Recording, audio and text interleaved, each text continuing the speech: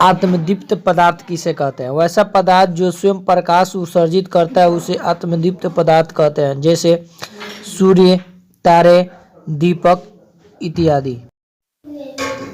अदीप्त पदार्थ वैसा पदार्थ जो स्वयं प्रकाश उत्सर्जित नहीं करता उसे अदीप्त पदार्थ कहते हैं, जैसे पत्थर, टेबल, कुर्सी, चंद्रमा इत्यादि। प्रकाशीय माध्यम किसे कहते हैं? जब प्रकाश का वह क्षेत्र जिसे प्रकाश वस्तु से निकलकर हमारी आंखों तक दिखाई देती है उसे प्रकाशीय माध्यम कहते हैं, जैसे हवा, कांच, ताप इत्यादि। प्रकाशीय माध्यम कितने प्रकार के होते हैं? तो प्रकाशीय माध्यम दो प्रकार के होते हैं, समांगी माध्यम, विषमांगी माध्यम। समांगी माध्यम किसे कहते हैं? जिस माध्यम के गुण और बनावट समान हो उसे समांगी माध्यम कहते हैं, जैसे कांच और जल इत्यादि। विषमांगी माध्यम किसे कहते हैं? जिस माध्यम के गुण और बनावट असमान हो उसे विषमांगी माध्यम कहते हैं, जैसे हवा का मिश्रण, कैल्साइट इत्यादि।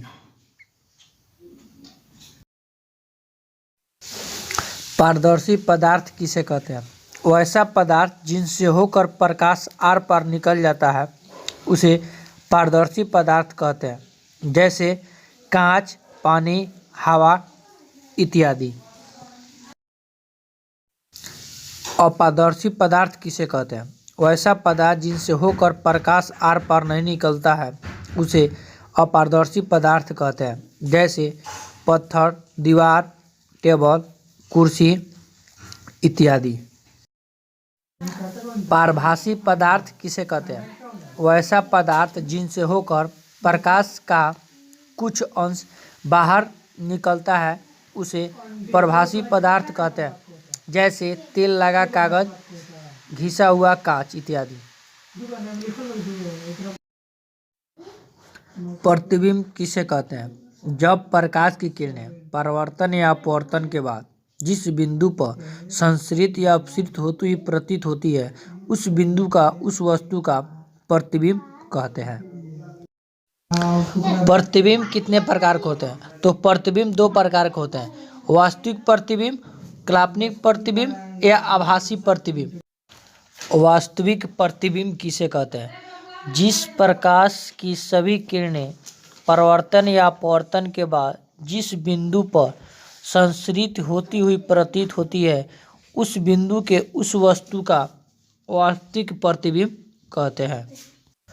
काल्पनिक प्रतिबिंब किसे कहते हैं? जिस प्रकाश पुंज की सभी किरणें परावर्तन या अपवर्तन के बाद जिस बिंदु पर संसरित होती हुई प्रतीत होती है उस बिंदु के उस वस्तु का काल्पनिक या आभासी प्रतिबिंब कहते हैं। वास्तविक प्रतिबिंब और काल्पनिक प्रतिबिंब में क्या अंतर है? वास्तविक प्रतिबिंब और काल्पनिक प्रतिबिंब में निम्नलिखित अंतर है। यह किरणों के वास्तविक कटान से बनता है। यह प्रतिबिंब हमेशा उल्टा बनाता है, इसे पर्दा पर उतारा जा सकता है। यह दर्पण के सामने बनता है। यह किरणों के काल्पनिक कटान से बनता है। यह प्रतिबिंब हमेशा सीधा बनाता है, इसे पर्दा पर नहीं उतारा जा सकता है। यह दर्पण के पीछे बनाता है।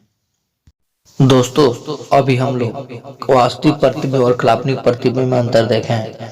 दोस्तों, अभी मेरे चैनल को सब्सक्राइब नहीं किए हैं, अगर मेरे चैनल पे नए हैं तो चैनल को सब्सक्राइब और लाइक कर दें और अपने दोस्तों को शेयर करना ना भूलें। पर एक लाइक जो है हमारे लिए बहुत महत्वपूर्ण है, इसके लिए बहुत बहुत धन्यवाद जो मेरे चैनल को लाइक और सब्सक्राइब किए।